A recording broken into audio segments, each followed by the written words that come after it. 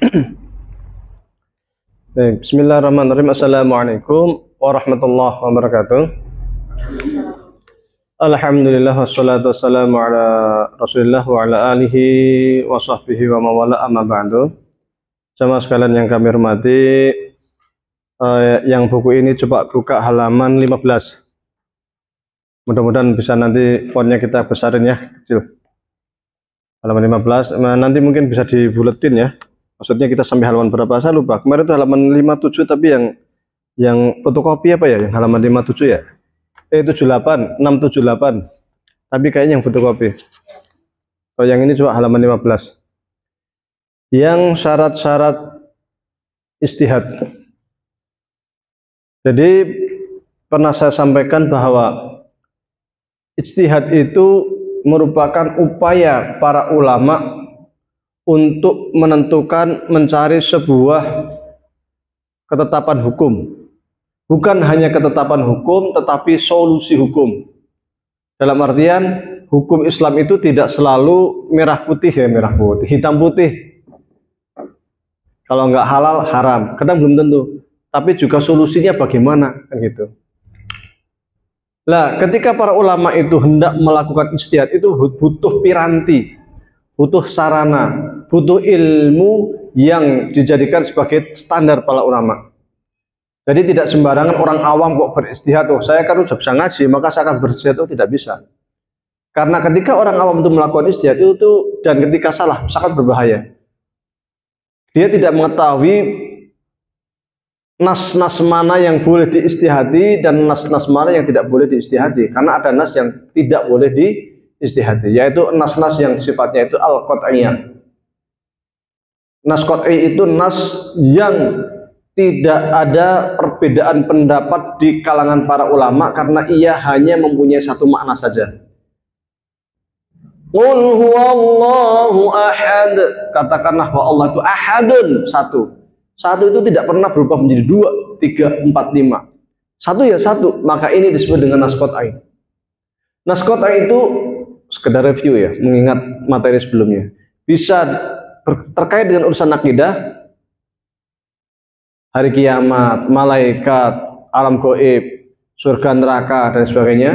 Bisa terkait dengan ibadah, sholat, kewajiban puasa, kewajiban haji.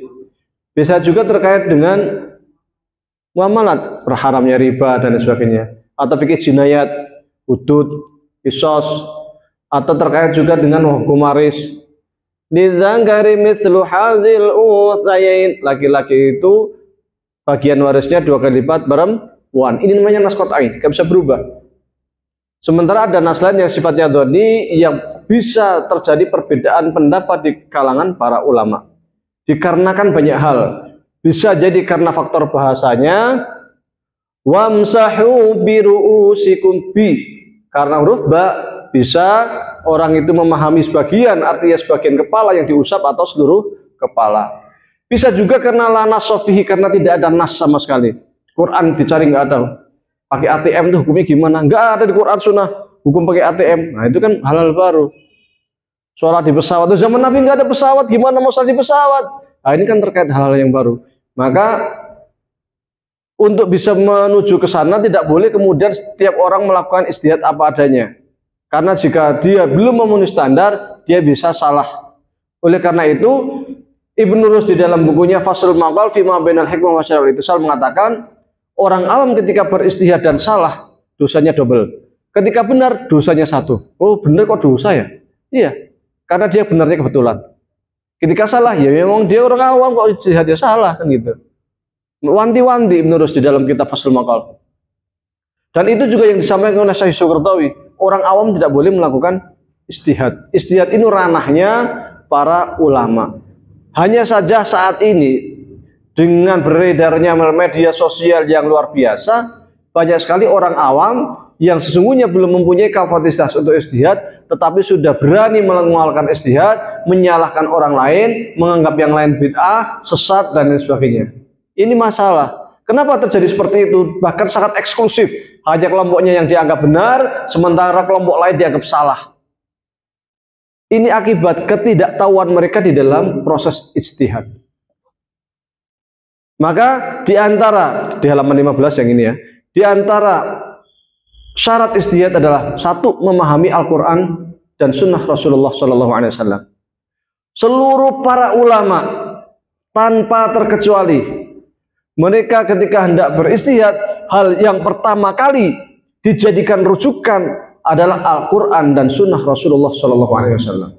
Oleh karena itu ketika kita membuka buku-buku usul fikih Hanafi, Maliki, Syafi'i, Hambali, Zahiri, Laithi, Zaidi, Ja'fari, dan lain sebagainya, selalu menempatkan yang namanya sumber ijtihad itu yang pertama adalah Al-Quran dan yang kedua adalah sunnah. Maka ketika ada orang yang mengatakan kita harus kembali kepada Al-Quran dan sunnah, oh dari dulu ulama juga mengatakan demikian. Jargon kembali kepada Quran sunnah itu bukan jargon sekarang, bukan jargon baru. Itu para ulama kita semuanya mengatakan demikian. Ketika ada masalah ya kembali kepada Al-Quran dan sunnah Rasulullah SAW. Fa in tanazatum farji'u Allah wa rasulih. Kembalikan kepada Allah dan Rasulnya. Bukan jargon sekarang. Maka ketika kita buka usul fikih manapun selalu sumber hukum yang pertama itu Quran Sunnah. Gitu. Cuman belakangan itu semacam ada monopoli dalam tanda kutip. Jadi kalau ada ormas yang sedikit-dikit kita harus kembali Al-Quran Sunnah, kita kembali itu ada itu. Padahal enggak, semua ormas, semua ulama yang mengatakan kembali kepada Quran Sunnah. Maka harus paham Quran Sunnah itu. Quran Sunnah itu berbahasa Arab, otomatis kita harus memahami bahasa Arab. Quran Sunnah itu ketika turun, Quran ada asbabun nuzul namanya, sebab turunnya ayat Al-Quran. Ada kalau hadis ada namanya asbabul wurud, sebab wurud munculnya hadis. Meskipun tidak semua Al-Quran dan tidak semua hadis Nabi punya asbabun nuzul dan punya asbabul wurud. Asbabun nuzul itu umpamanya ini loh, umpamanya ada sahabat bertanya terkait dengan hilal, maka turun ayat Al-Quran, yas'alunaka 'anil ahillah. Oh, ini kan ada sahabat yang bertanya tentang bulan. Qul hiya mawaqitu linnas. Oh, bulan itu untuk tanda waktu buat kalender. Nah, ini kan berarti ada sebab turunnya ayat ini. Ada pertanyaan yang muncul. Ini namanya asbabun nuzul. Ada Khawlah binti Sa'labah mengadu karena karena suaminya itu mengatakan kepada Khawlah, anti alayya kahdhari ummi. Engkau itu wahai Khawlah seperti punggung ibuku. Nah, istilah punggung ibuku itu istilah orang Arab. Tidak bisa dikiaskan oleh apapun. Ketika seorang suami itu mengatakan anti alayya kahdhari ummi, kalau orang Arab jahiliyah maksudnya adalah kiasan bahwa seorang suami sudah tidak menganggap lagi dia itu istrinya. Maka dia tidak akan mau berkumpul dengan istrinya lagi. Suatu kali ketika dia sudah mengatakan anti alayya kahdhari ummi, suaminya itu kangen sama istrinya, ngajak tidur bareng. Kalau nggak mau tuh jangan dulu, tunggu dulu. Saya akan tanyakan hukumnya kepada Rasulullah SAW. Kita masih boleh apa enggak? Karena di zaman jahiliyah ketika ada orang yang mengatakan anti alayya kahdhari ummi, ini kiasan ya pisahlah. Maka kemudian turun ayat Quran, qad sami Allah qaulal lati tujadilha fi zawjiha wa tashtaki ila Allah. Ayat yang menerangkan tentang hukum zihar. Tapi kemudian belakangan banyak yang tidak paham terkait hukum zihar sehingga mereka mengatakan tidak boleh seorang suami memanggil istrinya Umi, nggak boleh karena itu dianggap zihar. Oh nggak boleh seorang suami memanggil istrinya itu Bunda, karena itu sama aja memanggil ibunya. Oh enggak. Ini artinya apa? Dia salah ketika memahami Quran ini. Dia salah memahami hadis. Kok bisa salah? Karena dia tidak mengetahui konteks ayat ini turunnya bagaimana. Penggunaan istilah zihar itu konteksnya bagaimana. Dia nggak memahami itu. Dia hanya paham bahwa seorang suami tidak boleh mengatakan kepada istrinya, kamu seperti punggung ibuku. Berarti nggak boleh manggil istrinya itu Oh ibu nggak boleh, mbok nggak boleh. Nah ini kan repot jadi harus memanggil wahai istriku. Kaku banget jadinya. Dan ini banyak beredar di media sosial, dibuat semacam apa itu gambar, awas hati-hati, dosa besar. Karena suami memanggil istrinya Umi. Jadi gampang sekali membuat apa saja gambar-gambar gambar itu namanya kayak flyer atau apa namanya? Ya. Awas hati-hati, riba haram. Oh, nanti ya semua ulama sepakat riba itu haram, tapi jenis-jenis riba itu bagaimana? Itu harus hati-hati. Jangan bekerja di bank karena bank itu riba, semua riba haram. Tanpa mengetahui konteks, tanpa mengetahui perbedaan pendapat di kalangan ulama, tanpa memahami maslahat. Nah, kalau umat Islam semua meninggalkan bank, ya perbankan dikuasai orang kafir. Padahal zaman sekarang interaksi keuangan dan lain sebagainya semuanya pakai perbankan umpamanya. Maka para ulama beristihad memilah-milah mana yang di perbankan itu yang riba, mana yang tidak riba, mana yang disepakati, mana yang tidak. Jadi tidak kebiah uyah secara langsung haram berinteraksi dengan riba, benar. Haram berinteraksi dengan bank, oh belum tentu. Haram kemudian kita bekerja di bank, oh belum tentu. Nah, kalau semua umat Islam itu meninggalkan perbankan ya ekonomi umat dikuasai orang kafir. Dan itu yang diwanti-wanti oleh Syekh Qaradawi. Kenapa bisa muncul demikian? Yaitu tadi, karena tidak memahami konteks, memahami Al-Quran surah dengan baik, memahami asbabul wurud, asbabun nuzul dengan baik, tidak menguasai piranti istiadah dengan baik, sehingga mudah sekali ketika dia itu mendapatkan informasi untuk kemudian diviralkan. Bahkan berani mengambil fatwa dengan hanya bermodalkan kepada Quran atau sunnah terjemahan. Ini fatal.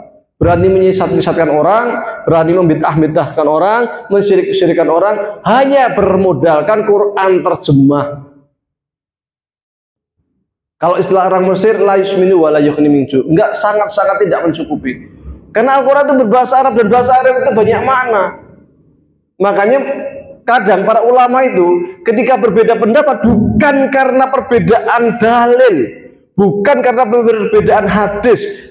Kadang hadisnya sama, Qur'annya sama, cara memahami dalil itu yang berbeda sehingga memunculkan hukum yang berbeda.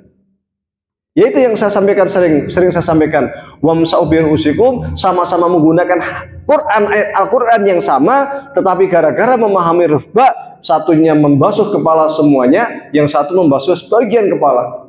Beda, hanya perbedaan memahami dalil Qur'annya podo. Ada kalau kita berpaku pada Quran terjemah, enggak ada situ itu perbedaan karena terjemah sudah bahasa Indonesia. Maka para ulama mengatakan Quran terjemah itu bukan Al-Quran, tetapi itu adalah tafsir Al-Quran. Sehingga para ulama mengatakan ketika mazhab Syafi'i umpama mereka berpendapat bahwa orang yang batal wudhunya tidak boleh menyentuh Al-Quran, tetapi kalau Quran terjemah boleh. Kenapa? Karena dia bukan Quran, tetapi ia adalah tafsir dari Al-Quran. Untuk tahu sunnah Nabi juga harus tahu asbabul wurudnya, mana ayat, mana hadis yang turun duluan, mana yang belum. Contoh terkait dengan nikah mut'ah. Bagi ahlu sunnah, pandangan ahlu sunnah wal jamaah, bahwa Rasul memang pernah membolehkan nikah mut'ah. Tetapi hadis ini kemudian dimansuh, dihapus dengan hadis lain bahwasanya Rasulullah SAW mengharamkan nikah mut'ah sampai hari kiamat. Ini yang dipegang oleh Sayyidina Umar bin Khattab. Ya, dan ini pula yang dipegang oleh jamaah ahlu sunnah wal jamaah. Sementara dari kalangan Syiah mengatakan nikah mut'ah boleh dan hadis ini belum dihapus. Yang menghapus Umar. Alasannya seperti itu. Bukan, tapi ada hadis lain. Kalau kita tidak jeli, kita tidak memahami hadis secara komprehensif, secara lengkap, memahaminya hanya parsial, oh nikah mut'ah itu boleh. Kan seperti itu. Hukum homer saja di dalam Al-Quran itu Allah mengharamkan homer itu sampai 3 kali. Pertama, wala taqrabu shalah antum sukara, kalau sholat jangan mabuk. Sampai kemudian turun ayat lain, kemudian turun tanim, innamal khamru wal maisiru dan lain sebagainya, rijsun min amali syaiton. Itu dia itu najis, perbuatan setan. Fastanibuhu hajauhilah. Ini nggak sekali turun ayat ini. Kalau kita memahaminya itu yang pertama saja, la taqrabus shalah wa antum sukara, berarti yang penting saya mabuk boleh-boleh aja. Yang penting kan saya nggak sholat. Kalau saya baru berhenti mabuk, kan gitu. Nah, ini kan persoalan karena tidak memahami ayat Al-Quran secara komprehensif. Atau dia tidak mengetahui bahasa Arab secara baik. Wailul lil musallin, nggak disambung. Celaka orang sholat, jangan sholat, celaka orang sholat itu. Bahkan repot. Padahal ayat ini bersambung. Alladzina hum an salatihim sahun. Orang yang lalai sholatnya. Nah, kalau dipotong, jangan sholat. Orang yang sholat itu celaka. Nah, ini kan repot. Karena tidak memahami ayat Al-Quran secara baik. Makanya para ulama meletakkan standar ijtihad harus paham Quran Sunnah secara baik. Paham bahasa Arabnya, paham asbabun nuzulnya, paham asbabul wurudnya, paham nasih mansuhnya, paham hukum periodiknya, paham maki madaninya, dan lain sebagainya. Jadi banyak yang ulumul Quran saja. Imam Syuuti meletakkan kitab atau menulis buah buku tentang ulumul Quran sampai 4 jilid. Hanya terkait ulumul Quran. Belum usul fikih. Usul fikih saja banyak sekali yang harus kita baca. Ada yang terkait dengan maslahat, seperti yang ditulis oleh Ibnu Abdus Salam atau Asyatibi yang sampai 4 jilid. Ada yang khusus tentang semantik saja, seperti yang ditulis oleh Imam Ghazali dalam kitab Al-Mankhulnya. Ada yang lebih komprehensif seperti yang ditulis oleh Imam Razi 4 jilid besar, dan macam-macam. Jadi tidak sederhana. Bahkan kadang kita belajar dari SMP, SMA, S1, S2, S3 belum tentu bisa menjadi ulama kadang. Ini ada orang yang baru hijrah, istilahnya ya. Ini saya nggak menjelaskan hijrah, ini istilah aja.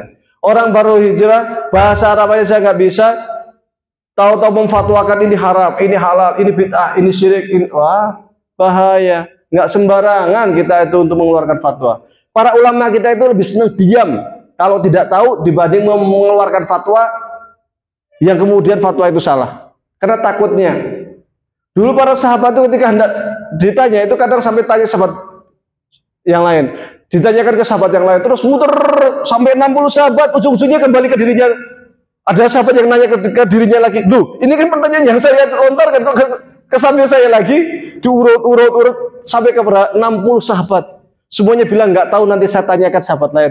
Yang ini bilang saya nggak tahu, nanti saya tanyakan ke sahabat lain. Terus muter sampai 60 sahabat balik ke dirinya. Loh, ini pertanyaan saya sampai ke saya. Saking takutnya untuk mengeluarkan fatwa. Umar bin Khattab itu melarang para sahabat keluar dari Madinah. Semua sahabat harus di Madinah. Lalu sahabat ingin jihad. Apa kata Umar? Anda wahai para sahabat Rasulullah Shallallahu Alaihi Wasallam sudah cukup berjihad di zaman Rasulullah, bersama Rasulullah. Sekarang waktunya kalian di Madinah untuk apa? Membersamai saya. Ketika saya mendapatkan persoalan pelik, persoalan rumit, saya akan kumpulkan sekalian dan saya akan nanyakan kepada kalian. Itu Umar. Padahal Umar ini luar biasa ilmunya, tetapi tidak berani ketika ada persoalan kemudian memfatwakan sendiri, itu nggak berani. Harus ngumpulin para sahabat. Sampai melarang para sahabat keluar dari Madinah. Saking takutnya membuat fatwa yang tidak sesuai dengan Al-Quran dan Sunnah Rasulullah SAW. Karena fatwa bukan persoalan sederhana. Sekelas Umar pun harus sangat hati-hati. Yang kedua, halaman 15. Mengetahui soal ijma. Ijma itu apa? Ijma itu kesepakatan seluruh para ulama. Lagi-lagi ulama. Bukan kesempatan para juhala. Wong bodoh sepakat nek daging ayam haram, ya ora dinggo. Ini ulama sepakat daging ayam lehor sing dari ini haram. Kenapa? Ternyata dia itu disuntik sama lemak babi. Oh, berarti kan para ulama ada membuat penelitian bahwa ayam yang diproduksi oleh peternakan A itu diharamkan karena ternyata disuntik oleh minyak babi umpamanya. Ya ini kan kesepakatan ulama. Ulama mengadakan penelitian, maka kita harus tahu ijma. Dan ijma ulama pun kita juga tidak sembarangan. Karena ijma ulama masa lampau belum tentu menjadi ijma masa kini. Karena kondisinya berubah. Contoh di ijma itu juga kadang antar mazhab juga kadang beda ya. Contoh, Kalau di mazhab Syafi'i, yang namanya jual beli itu kan yadan biyadin. Barangnya ada, ketemu orangnya, jual beli jadi. Loh, kalau kita terpaku kepada ini, pendapat ini, zaman sekarang jual beli online gimana? Mending jual beli online. Kalau pakai alat tuh loh, yang biasa ke air minum, masukkan uang 5.000, air minumnya turun, kita minum. Ini kita akadnya bagaimana nih akadnya? Interaksi yang sama mesin, ya kan? Jual belinya kok sama mesin, sama robot. Ini sah enggak ini? Maka sesuatu ijtihad para ulama lampau ini zaman sekarang belum tentu juga pas. Harus kita cek lagi sesuai enggak dengan konteks saat ini. Banyak ya banyak. Maka ulama kita itu sangat kritis ketika dia itu belajar memahami pendapat-pendapat para ulama klasik. Kalau sesuai diambil, kalau ternyata kondisi sudah berubah, ya akan dia rubah fatwanya. Imam Syafi'i saja itu ketika di Baghdad, kemudian pindah ke Mesir, pendapatnya berubah. Sehingga ada namanya mazhab lama, qaul qadim, ada namanya mazhab baru, qaul jadid. Mazhab lama adalah ketika Imam Syafi'i ada di Baghdad, dan mazhab baru adalah ketika Imam Syafi'i ada di Mesir. Kenapa fatwa bisa berubah? Karena perkembangan intelektual selalu berkembang, kajian ulang terhadap pemikiran yang lalu selalu berkembang, tempat geografis sosiokultural suatu masyarakat berbeda antara Irak dengan Mesir. Dari sana akhirnya menimbulkan perbedaan pandangan, kemudian penelitian ulang sehingga memunculkan ijtihad yang berbeda. Nah, jadi ijma itu bisa berupa ijma yang memang bersumber dari nas qat'i, sholat wajib itu semuanya dari ijma. Tapi ijma itu bisa berdasarkan qiyas. Contoh yang namanya khamr, para ulama semua sepakat berijma khamr itu haram.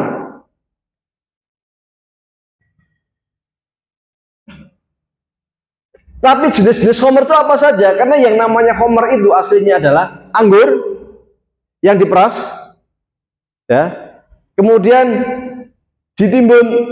Setelah itu beberapa hari kemudian dia kalau kita minum itu oleng, mabuk. Itu namanya khamr. Nah, kalau bir pabrikan itu bukan khamr,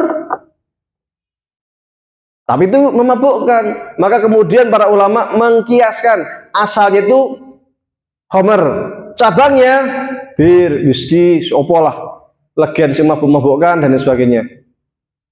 Karena khamr ini haram, whisky, bir dan sebagainya itu bikin mabuk, maka dicocokkan. Oh, ternyata sama-sama memabukkan, sehingga para ulama memfatwakan bir haram. Berijma semua ulama, tidak ada seorang ulama pun yang mengatakan minuman keras itu halal, itu nggak ada. Semuanya mengatakan itu haram. Narkoba, bawa jublak-jublak orang sunnah yang nggak ada yang namanya narkoba haram itu. Ini mana? Inna narkoba haramun. Masa mana di orang narkoba kok? Kalau ada hadis itu pasti itu hadis palsu. Ya. Mesti hadis palsu karena zaman Rasul belum ada narkoba. Ekstasi yang berbentuknya pil, yang bentuknya suntik, belum ada zaman Rasul. Tapi semua ulama sepakat itu dapat merusak akal, dapat menghilangkan akal, dapat membuat orang itu ngefly, mabuk, sehingga para ulama memfatwakan itu haram. Dan itu sudah menjadi ijma kesepakatan seluruh para ulama. Jadi ijma itu bisa berdasarkan nas qat'i, bisa juga berdasarkan dari qiyas. Ketika qiyas itu sudah dianggap pasti bahwa hal tersebut memang membuat mudarat bagi kehidupan umat manusia. Yang ketiga, mengetahui bahasa Arab dengan mendalam untuk dapat memahami pengertian Al-Quran. Otomatis Al-Quran bahasa Arab kok ijtihad pakai terjemahan, nanti sesat, menyesatkan, berbahaya. Karena Al-Quran karena bahasa Arab itu mengandung banyak makna. Ya sama dengan bahasa Indonesia.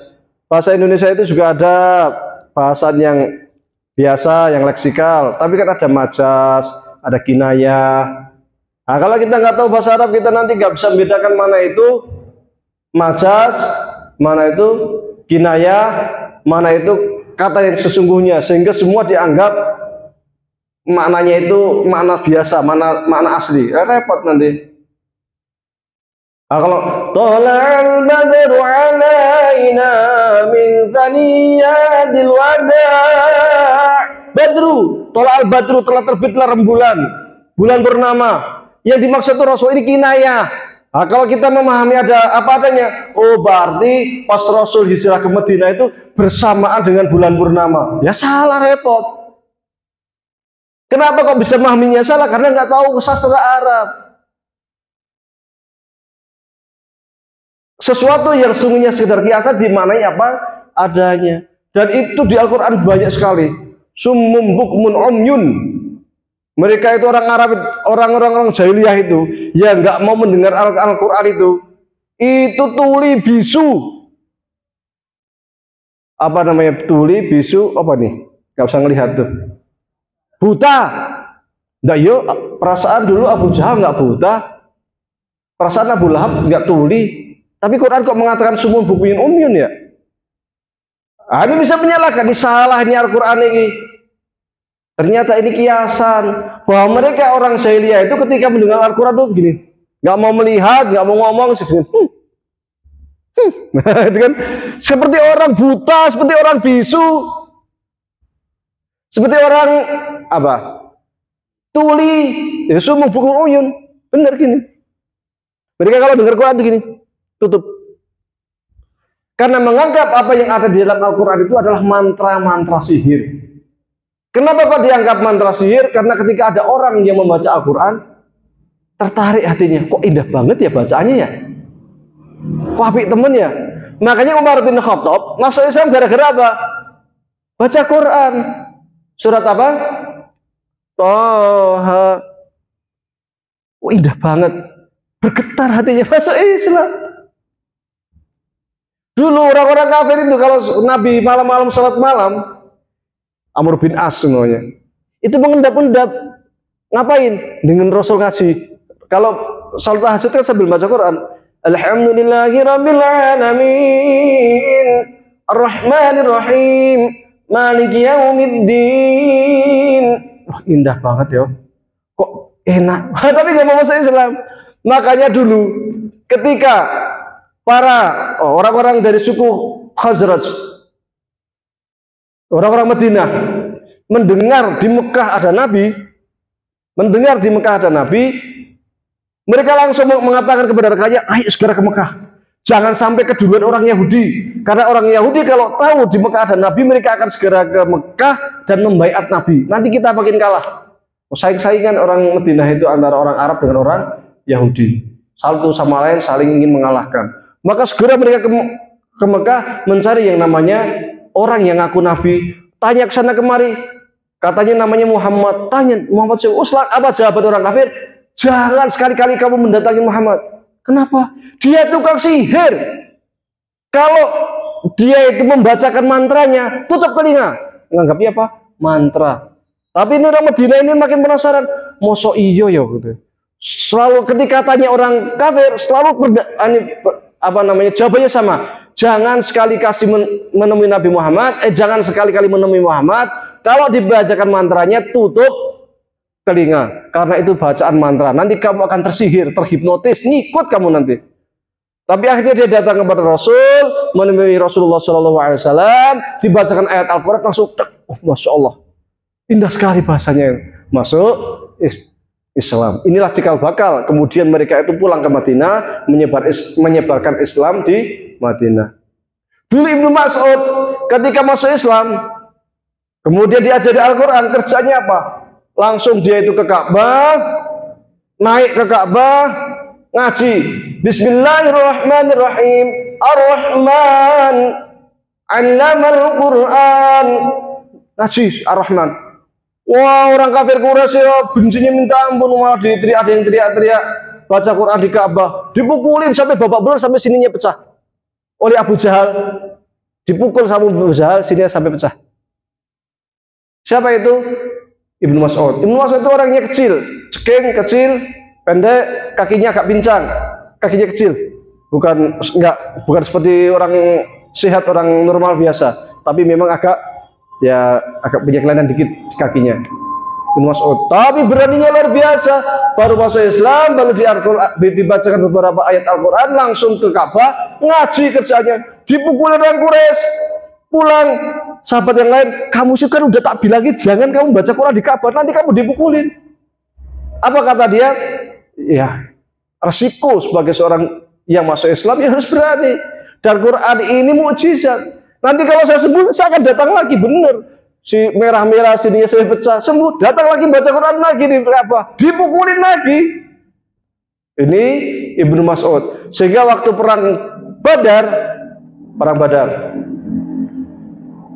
ketika lihat Abu Jahal naik kuda, ada yang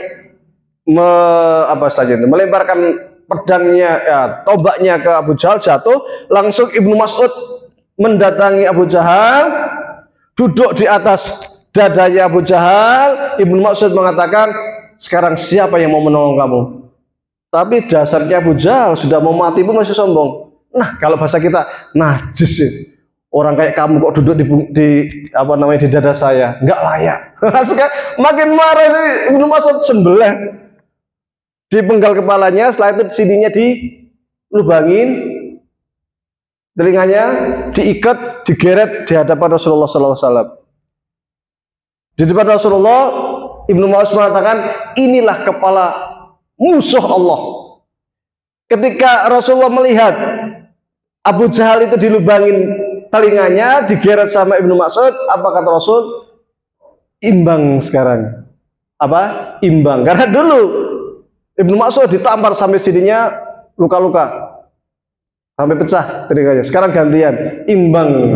Nah, seperti itu. Ini keindahan bahasa Al-Quran. Sehingga kita memahami Al-Quran jangan apa adanya, karena ketika kita memahami apa adanya, nanti kita tidak bisa membedakan bahasa kiasan atau bahasa yang bukan kiasan. Nanti akan salah paham.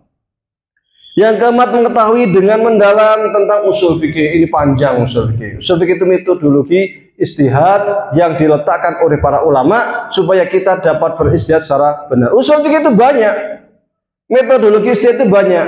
Mazhab Syafi'i punya usul fikih sendiri, Hanafi punya sendiri, Maliki punya sendiri, Hambali punya sendiri, Laitsi punya, banyak. Dan rumit. Karena butuh kemampuan, butuh pengetahuan bahasa Arab yang baik, nahwu yang baik, pemahaman hadis yang baik, pemahaman ulumul Quran yang baik, supaya kita bisa mempelajari, memperdalam yang namanya ilmu usul fikih. Sehingga di Al-Azhar, di S2 Al-Azhar, usul fikih itu kan ada kuliah usul fikih, jurusan usul fikih khusus, paling ditakuti karena rumitnya. Nah, maka kalau nggak paham usul fikih, janganlah tahu-tahu haram, halal, beristihad, itu berbahaya. Terakhir, mengetahui nasih dan mansuh. Nasih mansuh itu bahwa ayat ini sudah dihapus, hadis ini sudah dihapus, sudah ada hadis baru yang ini, itu namanya nasih mansuh.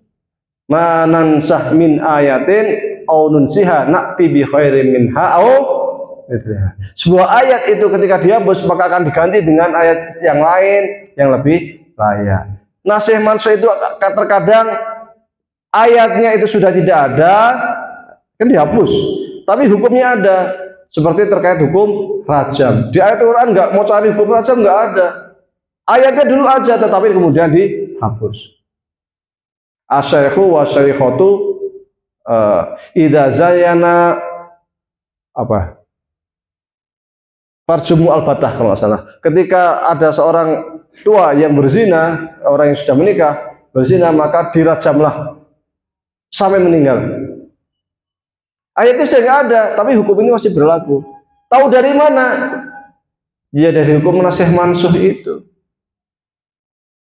Seperti juga yang tadi disampaikan terkait khamar, wala taqrabus shalah wa antum sukara. Ayatnya masih ada, tetapi sudah nggak dipakai. Bukan berarti kita boleh minum khamar kecuali mau salat berarti enggak, karena sudah ada ayat lain. Nah ini, maka karena persoalan istihad ini bukan persoalan mudah, terkait dengan persoalan rumit, terkait dengan maslahat hukum umat Islam, para ulama membuat standar yang cukup berat terkait dengan istihad tersebut. Wallahu alam. Sekiranya ada pertanyaan silakan. Assalamualaikum warahmatullahi wabarakatuh. Silakan. Beratnya syarat-syarat pihak